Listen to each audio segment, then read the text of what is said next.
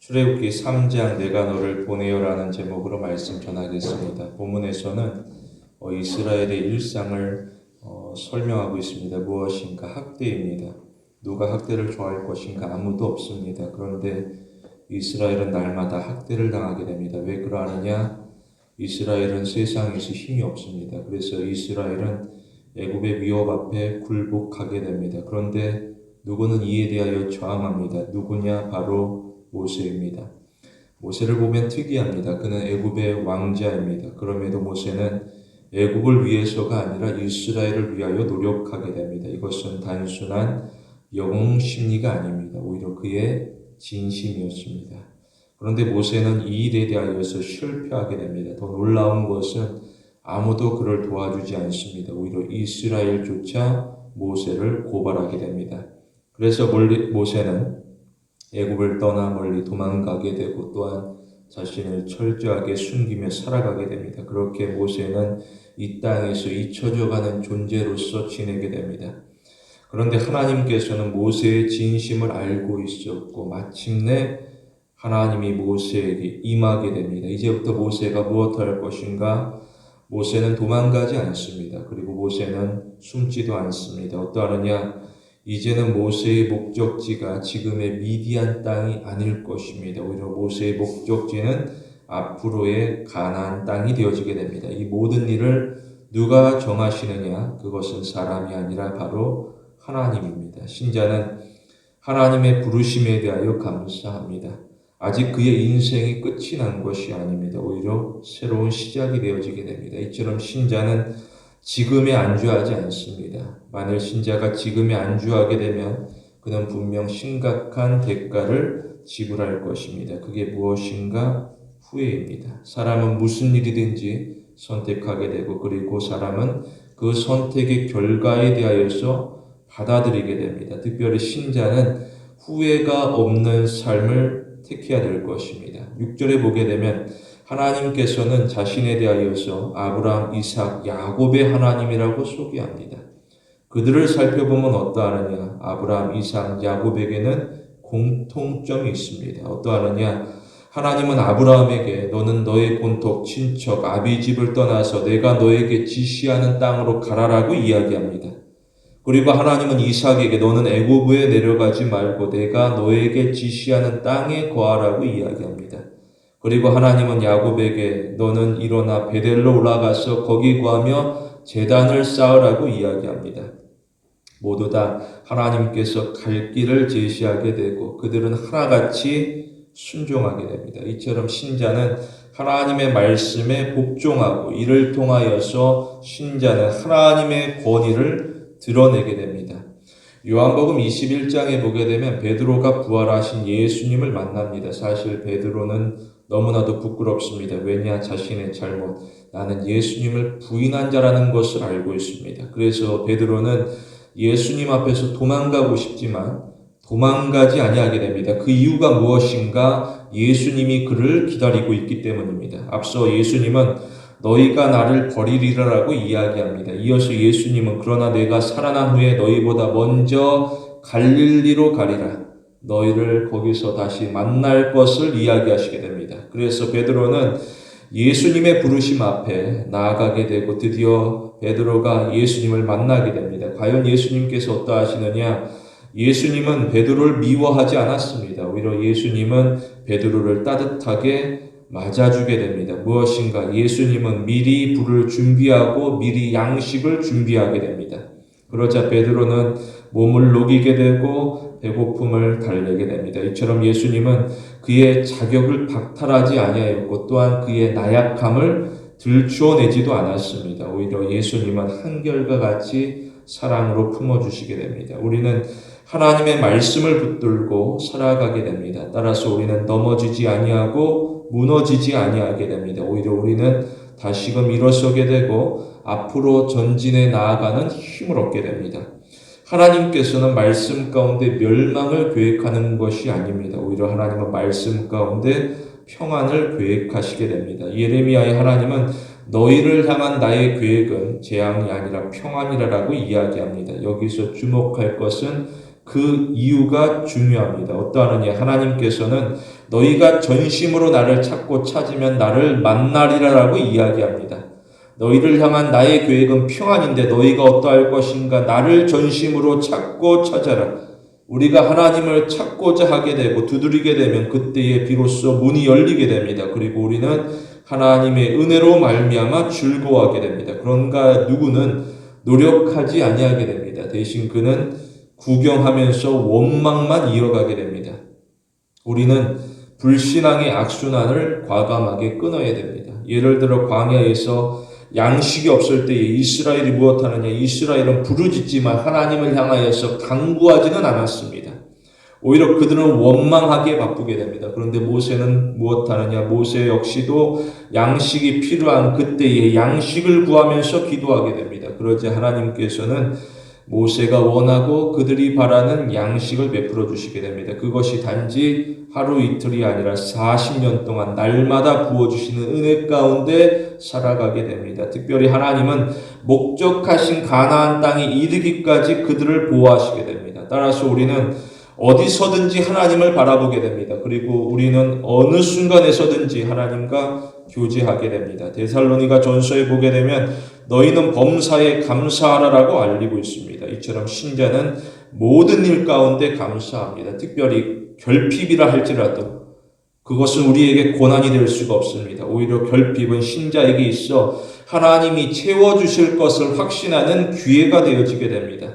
이것은 오늘날에도 유사합니다. 사람들은 돈이 필요하게 됩니다. 과연 돈을 싫어하는 사람이 있을까? 아무도 없을 것입니다. 그런데 누구는 돈에 지나치게 매이게 되고 어느 순간 그는 돈의 노예로서 살아가게 됩니다. 이러한 사람은 돈을 사용하는 것이 아니라 오히려 돈의 지배를 받게 됩니다. 그럼에도 불구하고 스스로 자각하지 못하게 됩니다. 이처럼 이스라엘의 고난, 학대라는 것은 오늘날에도 유효하게 됩니다. 사람들은 물질의 유혹 가운데, 학대 가운데 살아가지만 그 가운데 속에서도 깨닫지 못하게 됩니다. 유의할 것은 이 세상에서 영원한 소유라는 것은 없다라는 것입니다. 오히려 일시적인 소유에 불과하게 됩니다. 결국 돌아보게 되면 우리가 가진 모든 것은 죽음과 함께 소멸되어지게 됩니다. 그러나 우리가 품은 믿음은 어떠하느냐? 믿음은 전혀 다릅니다. 믿음은 죽음이라 할지라도 빼앗아갈 수가 없습니다. 따라서 우리는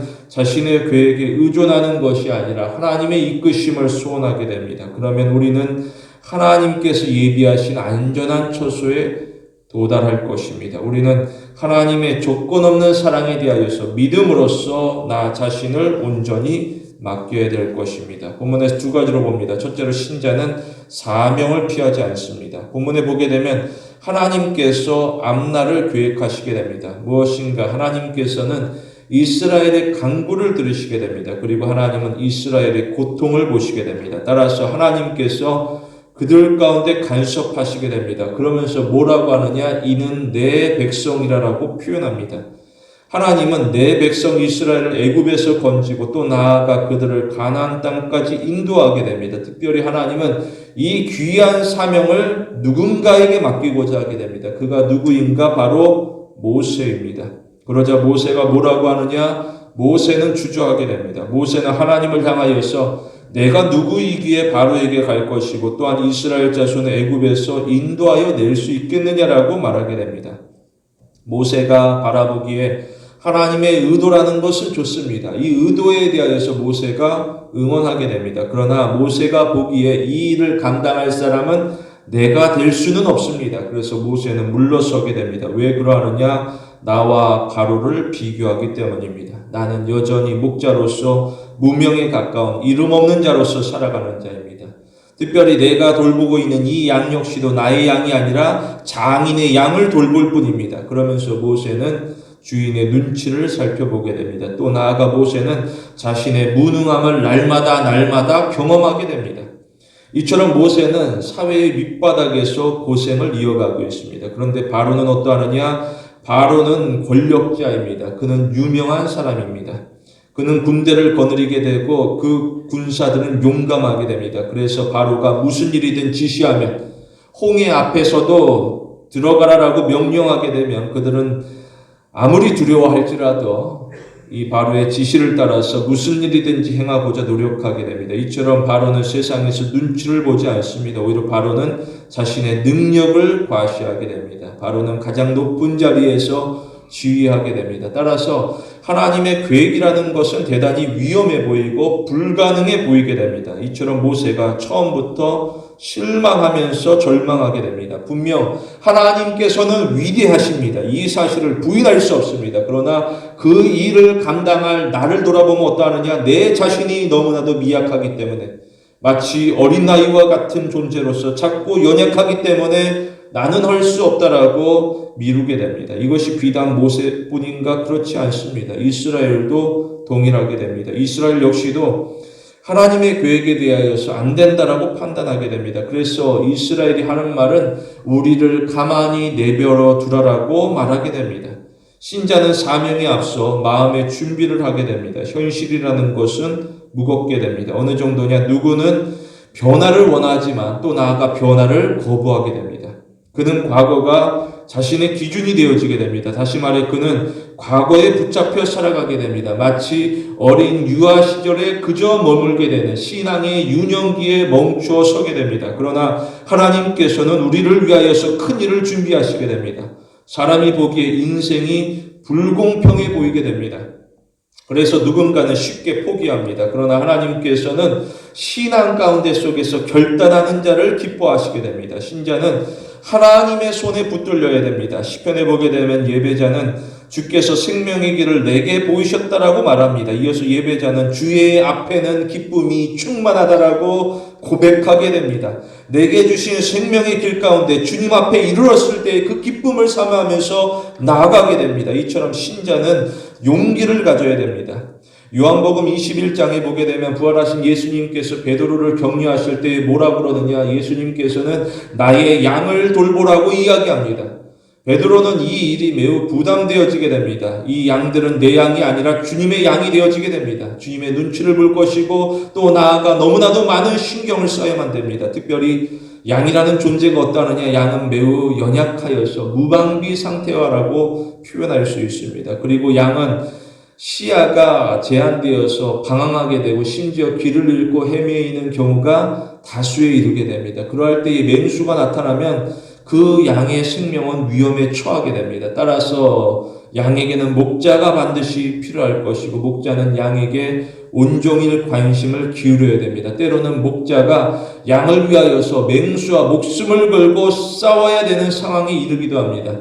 그만큼 목자가 된다는 것은 힘이 들 일이 되어지게 됩니다. 나 역시도 어떠하느냐? 나도 양에 불과하게 됩니다. 나도 어린아이처럼 부족하고 자신 없는 존재입니다. 그런데 예수님께서는 다른 누구가 아니라 바로 베드로에게 이 귀한 사명을 맡기고자 하게 됩니다. 그러자 베드로가 이해가 되지 않습니다. 과연 왜 나인가? 왜 나 같은 실패자를 주님께서 원하시는가? 차라리 다른 사람이 훨씬 나을 것 같고 다른 사람이 있다라고 하면 마땅히 추천하고 싶습니다. 그러나 주님은 베드로를 선택하셨습니다. 이전에 예수님께서 베드로에게 하신 말씀이 무엇인가? 너는 나를 따라오너라. 내가 너로 사람을 낚는 어부가 되게 하리라고 이야기하십니다. 너가 하는 일이 아니라 내가 너로 하게 하겠다. 이게 무슨 뜻인가? 지금도 예수님은 베드로를 포기하지 않았습니다. 아직도 예수님은 베드로에게 기대를 가지고 있습니다. 우리는 선한 싸움을 싸우게 됩니다. 디모데전서에 보게 되면 너는 믿음의 선한 싸움을 싸우라. 영생을 취하라. 이를 위하여 너가 부르심을 받았다라고 알리고 있습니다. 우리가 선한 싸움을 싸울 것은 영생을 취하기 위하여서 그리고 이를 위하여서 우리가 부르심을 받았다라는 사실입니다. 그런데 교인이 연약하고 때로는 실패의 자리에 이르게 됩니다. 그때에 신자가 낙심할 것이나 그러나 신자는 오히려 전능하신 하나님 앞으로 더 가까이 나아가기를 사모하게 됩니다. 그러면 하나님께서는 신자에게 지혜와 능력을 공급하시게 됩니다. 이처럼 우리의 삶의 모든 계획이라는 것은 하나님의 주도하심 가운데 진행되어지게 됩니다. 여기서 우리의 태도가 중요하게 됩니다. 어떠하느냐? 우리는 하나님에게 감사합니다. 그러면 하나님께서 우리로 하여금 승리하게 하십니다. 고린도전서에 보게 되면 우리에게 이김을 주시는 하나님에게 감사하다라고 알리고 있습니다. 이처럼 감사라는 것은 승리와 함께하게 됩니다. 당시 말의 승리는 아무에게나 주어지는 것이 아닙니다. 오히려 승리는 오직 감사하는 자에게 주어지게 됩니다. 따라서 우리가 삶 가운데 속에서 승리하고 싶은가? 그러면 우선 우리는 감사해야 됩니다. 다니엘 6장에 보게 되면 다니엘이 기도하게 되는데 그 기도의 현장 가운데 대적들이 지켜보고 있습니다. 그때에 다니엘은 그들을 향하여서 저주하는 것이 아니라 오히려 하나님을 향하여서 감사로 기도하게 됩니다. 사람이 고난이라는 것에 대하여서 두려워하게 됩니다. 그러나 고난은 잠깐일 뿐입니다. 고난에는 유통기한이 있습니다. 어떠하느냐? 고난은 이 땅에서만 유효합니다. 이후로는 사라지게 됩니다. 요한계시록에 보게 되면 이는 보좌 가운데 계신 어린 양이 그들의 목자가 되사 우리의 목자가 되사 생명수샘으로 인도하시고 하나님께서 그들의 눈에서 곧 우리의 눈에서 모든 눈물을 씻어 주실 것이라고 알리고 있습니다. 따라서 우리는 세상에서 구별되어지게 됩니다. 어떠하느냐? 비록 대적들은 하나님에게 감사하지 않습니다. 오히려 대적은 선하신 하나님을 향하여서 끊임없이 불만을 토로하게 됩니다. 그러나 우리는 우리 가운데 함께 하시는 하나님에게 감사하게 됩니다. 그리고 우리는 무슨 일이든지 나에게 주어진 일에 대하여서 순종하고자 노력합니다. 나아가 우리는 처음부터 끝까지 일관된 믿음으로 하나님을 따르게 됩니다. 특히 우리는 이 신앙 여정에서 날마다 감사를 더할 것입니다. 우리는 특별히 하나님의 자녀로서 그냥 세상 가운데 연약한 존재로 머무는 것이 아니라 사랑받는 하나님의 자녀로서 하나님을 진정으로 사랑하게 됩니다. 사랑하는 것 이것만으로도 충분하다. 하나님께서 우리 가운데 반드시 역사하시게 됩니다. 둘째로 신자는 사명을 기쁘게 받아들입니다. 본문에서는 모세가 걱정하게 됩니다. 무엇인가 나는 부족하고 또한 나에게 주어진 환경이 열악하게 됩니다. 이전에 그는 도전하였습니다. 그러나 이미 그는 실패하게 됩니다. 이제는 그가 나이가 많았고 또 돌아보면 가족이 있습니다. 시간이 지나서 그에게 있던 꿈들은 모두 사라지게 되고 지금의 모세에게 있어 꿈이라는 것은 그저 사치에 불과하게 됩니다.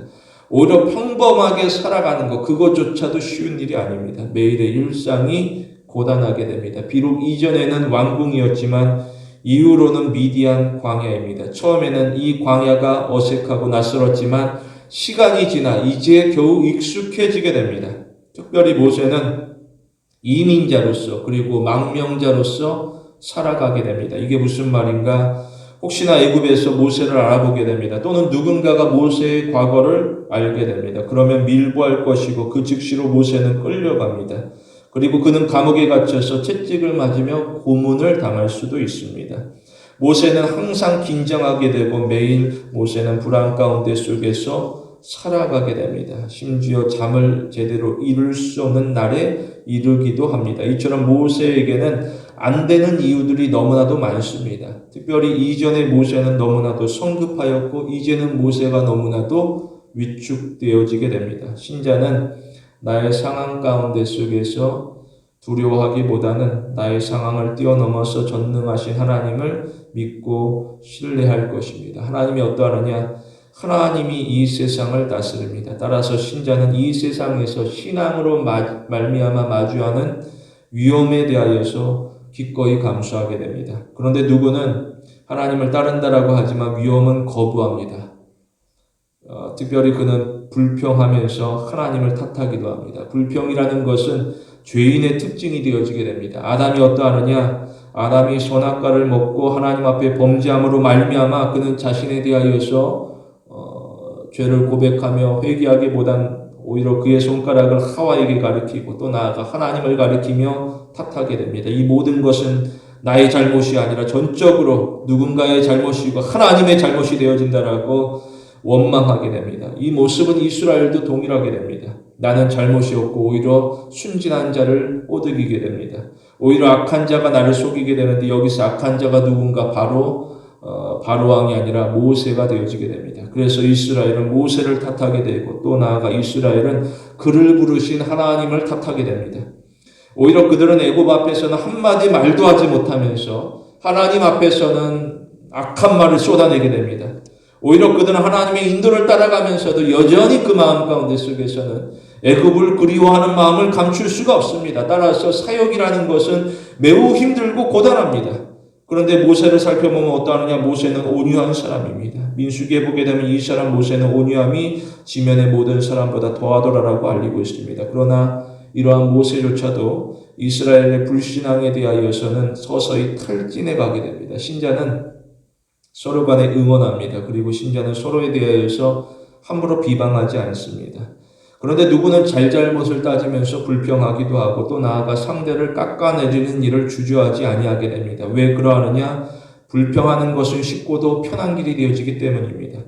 여기서 내가 할 일은 아무것도 없습니다. 오히려 나 대신 누가 이 모든 일을 마땅히 떠맡아야 될 것입니다. 그것이 내가 될 것이 아니라 누군가 반드시 되어야 될 것입니다. 심지어 그는 하나님께서 은혜를 주신다 할지라도 감사하지 않습니다. 오히려 그는 하나님이 주시는 은혜를 당연하게 여기게 됩니다. 이게 무슨 말인가? 만일 하나님께서 은혜를 베풀지 아니하시게 되면 그러면 하나님에 대하여서 사랑의 하나님이라고 더 이상 부를 수가 없습니다. 따라서 하나님께서 은혜를 베푸시는 것은 지극히 자연스러운 일입니다. 이처럼 그는 하나님의 은혜에 대하여서 왜곡하며 그 대신에 자신의 권리만을 강조하게 됩니다. 그런데 불평의 결과라는 것은 항상 참담하게 됩니다. 어떠하느냐? 그는 멸망에 이르게 됩니다. 우리는 신앙생활에서 비겁하지 않습니다. 우리는 하나님께서 맡기신 역할에 대하여서 최선을 다하게 됩니다. 이를 위하여서 우리는 자신을 점검하고 또 나아가 하나님의 약속을 따라서 결단하게 됩니다. 이처럼 우리는 진리를 실천합니다. 무엇하느냐? 우리는 불의한 세상에서 불의한 세상을 향하여서 손가락질하고 탓하기보다 믿음으로써 선한 싸움을 싸워 나아가게 됩니다. 특히 우리는 선한 싸움에서 인내하며 후퇴하지 않습니다. 오히려 우리는 어떠한 어려움을 만나더라도 능히 이겨낼 수 있는 신앙의 진보를 이루어야 될 것입니다. 본문을 보게 되면 오늘의 교회의 상황과도 유사하게 됩니다. 무엇인가 교회에서 교인들이 사역합니다. 그러나 교인의 헌신이 쉽지가 않습니다. 여러 가지 문제에 가로막히는 경우들이 많습니다. 그러나 교회의 교인은 하나님의 나라를 위하여서 나아가게 됩니다. 그러한 중에 가만히 살펴보면 공동체 안에 알곡과 가라지가 있게 됩니다. 신앙 공동체는 순결함을 추구해야 될 것입니다. 따라서 권징하게 됩니다. 그러나 지나친 권징은 조심하게 됩니다. 왜냐? 가라지를 뽑고자 하는데 오히려 알곡이 상할 수 있기 때문입니다. 따라서 권징 가운데 속에서 오히려 신앙 공동체가 더 큰 혼란에 빠지는 경우들이 있습니다. 그렇지만 우리는 주님의 몸된 교회를 사랑하는 마음을 감출 수가 없습니다. 따라서 신자는 역경을 견디면서 내게 주어진 삶의 자리, 특별히 신앙의 처소 교회를 지켜나가게 됩니다. 사실 사람은 다른 사람의 속마음을 알 수가 없습니다. 사람은 다른 사람의 곁으로 드러나는 것을 통하여서 오직 알 뿐입니다. 그러나 하나님께서는 이 땅의 사람들과 같지 않습니다. 오히려 하나님께서는 각 사람의 중심, 속마음까지도 살피시게 됩니다. 이처럼 하나님 앞에서는 명백하게 드러나게 됩니다. 그러나 누구는 마음이 신앙 공동체 안에 거하는 것이 아니라 신앙 공동체 밖에 여전히 머물면서 세상을 사랑하는 마음 가운데 살아가게 됩니다. 그는 하나님을 따른다라고는 말은 하지만 교회의 지체로서는 책임을 다하지는 않습니다. 왜 그러하느냐? 저마다 분명 이유는 있고 또한 이유는 많게 됩니다. 혹 누구는 교회에 대하여서 실망하기도 되고 혹 누구는 신앙생활에 있어 혼자 하는 것에 익숙해지게 됩니다. 그리고 혹 누구는 세상에서 지쳐 잠시 쉬어가기를 원하게 됩니다. 이 밖에도 다양한 이유들이 사역의 현장으로 나아가는 것을 가로막게 되는 방해가 되어지게 됩니다. 유의할 것은 그는 의도적으로 교회에 참여하지 않는다라는 것입니다. 그런데 주님께서 교회를 세우셨고 또한 주님은 사명에 참여하라고 명령하셨습니다. 따라서 누군가 교회 출석을 거부한다라고 한다면은 그가 진정한 그리스도인인지 누구를 돌아볼 것이 아닌가? 바로 자기 스스로를 돌아봐야 될 것입니다. 감사한 것은 하나님께서는 인자하시다라는 사실입니다. 무엇인가? 하나님께서는 신자의 마음을 끊임없이 두들기며 거룩한 공동체로 초대하시게 됩니다. 특별히 이 일을 위하여서 하나님께서 우리를 부르시게 됩니다. 우리는 하나님의 사자로서 세상 가운데 나아가게 됩니다. 또 나아가 우리는 하나님의 그늘 아래로 사람들을 초청하게 됩니다. 우리는 이 일에 대하여서 결론을 미리 정해놓지 않습니다. 결론은 사람이 정하는 것이 아닙니다. 다시 말하여서 결론은 바로가 정하는 것도 아니고 이스라엘이 정하는 것이 아닙니다. 결론은 오직 하나님께서 정하시게 됩니다. 따라서 우리는 하나님의 말씀에 굴복할 것이고 또 나아가 하나님의 은혜만을 선포할 것입니다. 특별히 우리는 이 땅에서 내가 얼마나 많은 복을 받았느냐가 우리의 삶의 자랑이 될 수가 없습니다. 오히려 우리는 우리가 영원토록 갈 하나님의 나라를 자랑스럽게 여겨야 됩니다. 이것은 오직 믿음으로만 말미암아 고백되어지는 표현이 되어지게 됩니다. 하나님의 나라가 어떠하느냐? 요한계시록에 보게 되면 그 성은 해와 달의 비침이 쓸데없으니 이는 하나님의 영광이 비치고 어린 양이 그 등이 되심이라고 알리고 있습니다. 비록 이 땅에서는 구름기둥, 불기둥 가운데 속에서 살아가지만 하나님의 영광을 감히 볼 수 없으나 우리가 하나님의 나라에 이르게 되면 우리는 하나님의 영광과 직접 눈과 눈을 마주하게 되면서 그 가운데 속에 감격하게 되며 하나님 앞에 예배드리는 것이 우리의 매일의 삶의 감사의 제목이 되어지게 됩니다. 따라서 우리는 신앙 여정에서 감사할 수밖에 없습니다. 신자가 하나님의 약속을 반드시 신뢰하면 감사는 더 이상 선택사항이 될 수 없습니다. 우리는 반드시 감사하고 또한 우리의 감사를 통하여서 하나님께서 우리와 함께 하신다는 사실을 담대하게 증언하게 됩니다. 우리 모두 비록 어린아이와 같은 자라 할지라도 하나님께서 나를 부르신 바 하나님의 일꾼으로서 충성하는 성도가 되길 원합니다. 이후로 모세의 삶을 돌아보면 어떠하느냐? 의였습니다. 그의 삶은 결코 순탄하지가 않습니다. 오히려 더욱 험난할 것이고 무엇 하나 쉬운 것이 없습니다. 매일 매순간 고민하게 되고 날마다 엎드며 눈물로 기도하게 됩니다. 그런데 가만히 살펴보게 되면 대부분의 많은 사람들이 함께 기도하지 않았습니다. 오히려 많은 이스라엘 사람들이 상황을 평가하게 되고 또한 모세와 하나님에 대하여서 부지런히 채점하게 됩니다. 이처럼 누구에게는 가나안 땅으로 가는 여정이 매우 불편하고 지루할 뿐입니다. 그러나 순종하는 자에게는 가나안 땅으로 가는 여정이 매우 신기하고 놀라게 됩니다. 매일 날마다 은혜뿐이라고 고백하게 됩니다. 이처럼 신자가 하나님의 약속에 붙들렸을 때에 하나님의 풍성한 은혜를 발견하게 되고 또 나아가 순간순간마다 감사하게 됩니다. 우리는 이 땅에서 세상의 성공만을 쫓아가지 않습니다. 오히려 우리는 하나님의 약속하신 상급을 따라가는 자입니다. 특별히 우리에게 우선순위는 응답이 아닙니다. 오히려 우리에게 우선순위는 응답에 합당한 신앙을 갖추는 것입니다. 이를 위하여서 하나님께서는 우리를 계속해서 훈련시킵니다. 만일 교인이 기도합니다. 그런데 응답이 없습니다. 과연 누가 답답한가?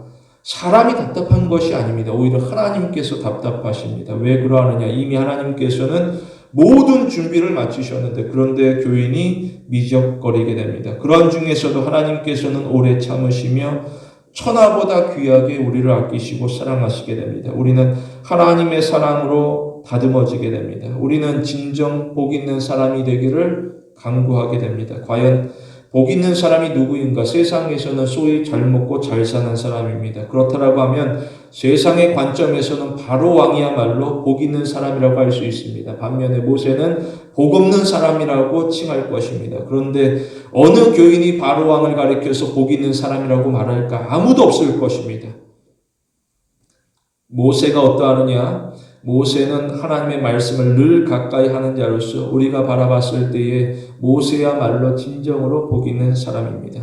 이처럼 우리가 복 있는 사람으로서 하나님의 말씀을 주야로 묵상하며 순종합니다. 그러면 하나님께서는 너가 어디를 가든지 형통하리라 여호수아에게 하신 말씀대로 우리에게 허락하시게 됩니다. 우리는 시대의 흐름에 휩쓸려 가지 않습니다. 오히려 우리는 하나님의 말씀에 온전히 사로잡히기를 사모합니다. 우리 골로새서에 보게 되면 말씀이 너희 속에 풍성히 거하게 하라라고 알리고 있습니다. 이처럼 우리는 하나님의 증인이고 또한 언제 어디서나 말씀 가운데 하나님을 향한 신앙을 증거해야 될 것입니다. 특별히 두 가지입니다. 먼저로서는 나의 연약함을 고백합니다. 또 나아가 하나님의 전능하심을 찬양하게 됩니다. 요한복음에 보게 되면 나를 떠나서는 너희가 아무것도 할 수 없다라고 알리고 있습니다. 그러나 빌립보서에 보게 되면 내게 능력 주시는 자 안에서 내가 모든 것을 할 수 있다라고 또한 알리고 있습니다. 이처럼 승리라는 것은 나의 재능에 달려있는 것이 아닙니다. 오히려 승리는 하나님을 향한 믿음에 달려 있습니다. 우리는 주님의 교회를 섬기면서 하나님을 믿고 따르게 됩니다. 우리는 교회의 사명에 함께 참여하게 되는데 특별히 네 가지로 설명할 수 있습니다. 무엇인가? 우리는 동일한 사랑으로 채워집니다. 그리고 우리는 동일한 신앙으로 세워집니다. 그리고 우리는 동일한 전투에 참여합니다. 그리고 우리는 동일한 목표를 지향합니다. 이처럼 우리가 가진 힘이 미약하고 제한되지만 우리는 오직 한 방향을 향하여서 집중하며 나아가게 됩니다. 그것은 바로 하나님의 영광입니다. 우리는 마태복음 말씀과 같이 세상의 빛입니다. 비록 우리 한 사람 한 사람이 약하고 작은 빛이라 할지라도 돋보기처럼 한 점에 집중하게 되면 놀라운 일들을 감당하게 됩니다. 우리는 일생 동안 하나님을 따르는 한 가지 일에 집중할 것입니다. 주목할 것은 우리의 삶의 목표는 실패하지 않는 것이 아닙니다. 오히려 우리의 삶의 목표는 때로는 실수하고 실패해도 하나님과 함께 가는 것입니다. 우리 모두 하나님께서 공급하는 힘으로 내가 기뻐하는 곳이 아니라 하나님께서 원하시는 곳을 향하여 달려가는 성도가 되길 원합니다. 말씀을 맺겠습니다. 하나님께서는 우리를 사명자로 부르셨습니다. 따라서 우리는 감사하게 됩니다. 그런데 신앙 여정이 어떠하느냐? 신앙 여정이 굴곡져서 때로는 높고도 때로는 너무나도 낮게 됩니다. 이처럼 하나님을 섬기는 일에 있어서는 고통이 따르게 됩니다. 그리고 하나님을 섬기는 일에 있어서는 반대와 마주하기도 합니다. 그런데 이러한 고통과 반대는 지극히 정상적인 일입니다. 오히려 이러한 반대와 고통이 특권이 되어지게 됩니다. 마태복음에 예수님은 나로 말미암아 너희를 욕하고 박해하고 거짓으로 너희를 거슬려 모든 악한 말을 할 때에는 너희에게 복이 있나니 기뻐하고 즐거워하라. 하늘에서 너희의 상이 큼이라고 이야기하시게 됩니다. 기억할 것은 신자의 삶은, 우리의 삶은 직선과도 같습니다. 직선, 곡선이 아니라 직선과도 같습니다. 이게 무슨 말인가? 시작이 있으면 끝이 있습니다. 특히 우리는 이 땅에서 시작하여서 하나님의 영화로운 나라라고 하는 최종 목적지로 나아가게 됩니다. 따라서 우리는 이 땅의 상처와 아픔을 딛고 일어서서 하나님께서 기뻐하시는 삶을 위하여서 헌신하게 됩니다. 성도 여러분, 한 마음으로 하나가 되어 하나님을 기쁘게 섬기는 귀한 신앙의 성도가 되길 원합니다.